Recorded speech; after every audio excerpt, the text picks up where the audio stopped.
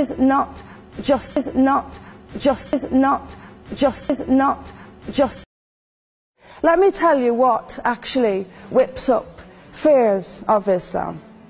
We would take it from the top: 9/11, the London Underground bombings, Madrid, Mumbai, Mali, Bali, northern Nigeria, Sudan, Afghanistan, Saudi Arabia, Iran, Yemen, Pakistan, death for apostasy, death for blasphemy, death for adultery, death for homosexuality, gender segregation, gender discrimination, unequal testimony between men and women in legal proceedings, child marriage, amputations, beheadings, imprisonment for being raped, anti-Semitism, burqas, execution, as I've said, for this, that and the other, the slaughter of Theo van Gogh on the streets of Amsterdam, death threats on the streets of London, butcher those who insult Islam, Muslim patrols in East London telling people they are entering Sharia-controlled zones, polygamous marriages, marriage not requiring the consent of the bride.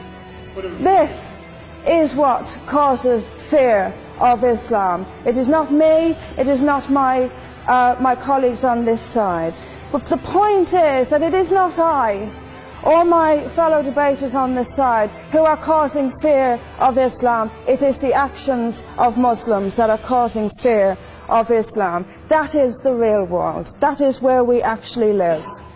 Then we'll be told that this is just the extreme fringe of Islam. Well, let me have a look at Saudi Arabia. Saudi Arabia, the birthplace of Islam, the custodian of its holy sites. In Saudi Arabia, a woman is not allowed to drive.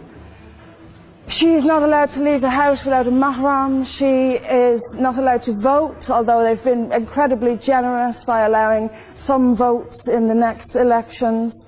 You know, people are executed for blasphemy, executed for apostasy. In Saudi Arabia, the birthplace of Islam, we'll be told that's the extreme fringe of Islam. No, it is not.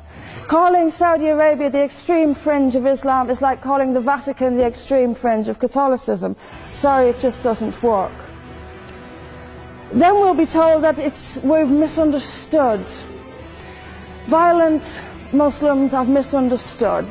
Saudi Arabia has misunderstood. Iran, which stones people to death for adultery, has misunderstood. Yemen, which marries children at the age of 9, has misunderstood.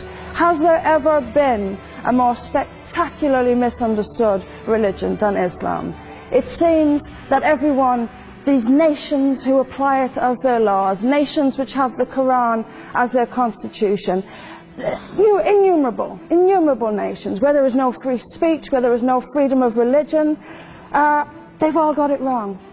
They've all got it wrong. You know, I'm constantly told as well that I need to respect Islam. I'm never quite given a good enough reason why.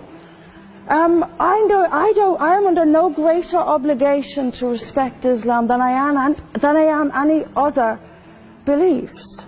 I'm under no more obligation to respect a woman oppressed in the name of Islam than if she is oppressed by the BNP or anyone else.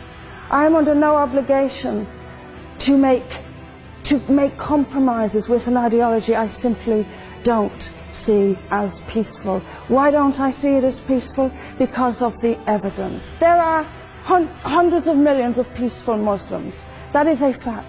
But that does not mean that Islam itself is peaceful. Peaceful Muslims interpret verses of the Quran so almost beyond recognition. It's reinterpreted, like the command to beat her. It's there in the Quran, and I've seen Muslim women try to dance around it. They put words in there that simply aren't there. That's what it says. It says beat her. And in the countries where the Quran calls the shots, that is exactly what they do. This is not peace.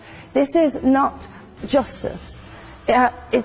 Islam is not a religion of peace, as the evidence shows us. Thank you.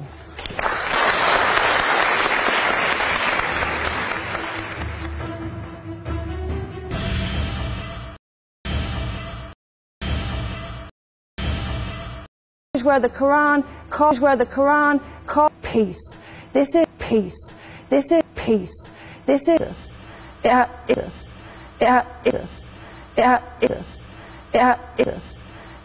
not a religion of peace, as the evidence shows us. Thank you. Thank you.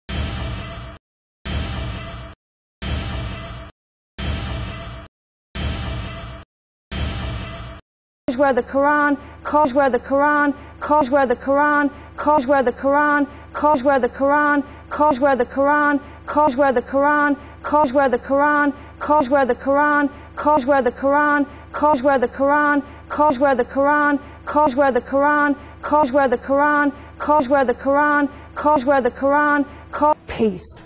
This is peace. This is peace. This is peace,